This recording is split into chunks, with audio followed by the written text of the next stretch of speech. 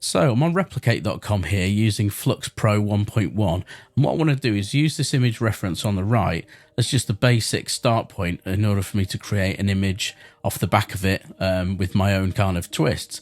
Now this image on the right, I've got it from another website that's been created in Flux as well by another user. I don't have the prompt here, so I'm just looking at the visual, so I'm basing my decisions and my own prompt just off the visual. I'm not going to run it through ChatGPT to get a big description as a lot of people do, because where's the fun in that? I like to be creative. So I'm going to start with the prompt. I'm just going to start to type what I see in this, not necessarily what is correct that generated that image, but what do I see? So there's an old person, obviously, so an ancient, it looks like an ancient druid or something. Ancient druid. Or it could be like a mage or something, I don't know the exact term, but ancient druid. And I'm just going to describe what I see. Long grey beard, I suppose. Grey or white? Grey beard. Glowing blue eyes. And as you can see, I'm not doing a big descriptive long prompt here, going into all kinds of creative sentences like you see a lot of prompts, because they're generally spat out by ChatGPT and it doesn't actually give you a better result despite what some people think. So glowing blue eyes, and I put weathered skin, weathered old skin, wrinkles. What is it when you get the lines across your head? Furrowed brow, I think. Furrowed brow. I'll just put wearing.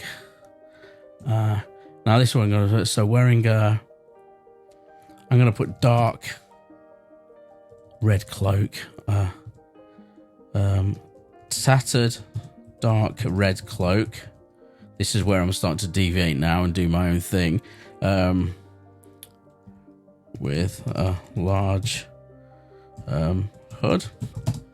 Okay, what else do I want? So I like this. I like the fact it's surrounded by smoke there. So I'll just put surrounded by wisps of smoke. Smoke. His mouth is open, and glowing embers. Glowing embers are escaping. That sounds quite good. So he's got like kind of the start of fire coming out of his mouth. Now you'll notice with this, compared to a lot of the prompts, again, this is a lot of short phrases separated by commas, a bit like an old Stable Diffusion type prompt, but which people say doesn't really work the best for Flux. But I found it to be absolutely false, and short description letters can give just good results. So I'm going to stick with that as a starting point. So aspect ratio, I'm going to do 2:3. Safety tolerance, forget that. Prompt upsampling, no, I want to keep my prompt exactly as it is. I'm going to up the quality on this. 90. I'm going to click run, and I'm going to see what we get. Now don't forget, I'm not looking to create a copy of this. I'm just using that as a starting point to give me some inspiration. And what will be interesting at the end is if I go and compare, if I go back to the site that I got this from and compare the actual prompt of this to the prompt I've done and just see what the difference is. Okay, so it's generated an image. It looks okay. The mouth looks a bit strange. I'm not really sure sold on that glowing embers thing. So what I'm going to do is I'm going to see if we can go in a bit closer. Close up realistic photo. I don't know if that's going to make a huge amount of difference. Putting realistic and photo in there. Mouth is embers and glowing embers are escaping. I'm going to click run again. Bear in mind, obviously, you can't just take the first result or two. You've got to click run a few and just see what you get. Now that's more like it, even though it makes its teeth look like they're sort of on fire. I like that. And to me, it's actually got more realism than the image that I took it from, or that I took inspiration from. So that's great. I'm going to keep that there in my tab, and I'm probably going to run another one of that. So I'm going to download that. I'm just going to run the same prompt again, I think. Let's see what we get. Now, obviously, I'm using Pro, so there is more of a cost associated with this, so I don't want to go too crazy with how many of these variants that I spit out to choose, you know, one that I like.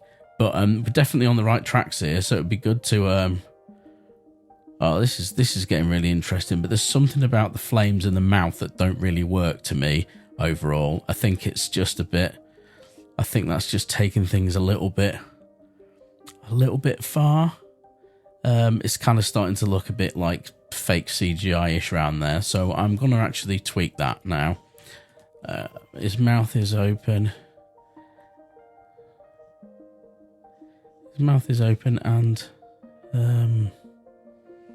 let's just take that bit out. His mouth is open. He has... What else can we do to make this interesting? He has rusted chains. His face... I'm going to put something like the lighting as well. The lighting is moody. I'll just put lighting as moody. Okay. So run this again. What could be an idea is to start off in something like Schnell or Dev and just kind of on a cheaper model and just kind of get to a point where you get something you like and then move it over to Pro if you wanted to go to Pro. But the thing I find is Pro can generate quite different compositions with the same prompt. I find like if I want the...